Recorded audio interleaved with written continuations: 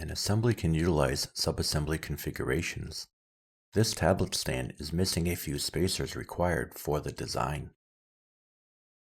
The spacer subassembly has pre-existing configurations for the width of the spacer.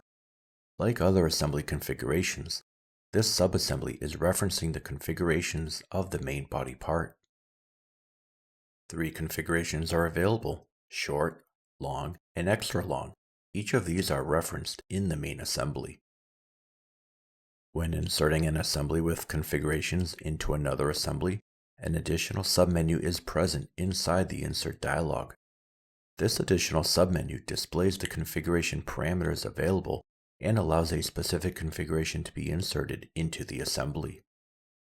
Expanding the pull-down menu displays the 3 available configurations from the subassembly, which reference the configurations from the individual part. Short is selected from the 3 configurations, inserted, and mated. The remaining instances are added using the replicate feature. A couple spacers are the wrong width.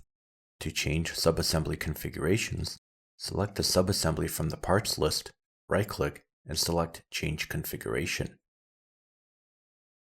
Multiples of the same subassembly can be selected and changed at the same time by right-clicking on a subassembly and selecting the option Select Instances with Same Configuration. The Change Configuration menu displays, and a new configuration can be selected from the pull-down menu. Once accepted, the assembly updates with the new configuration.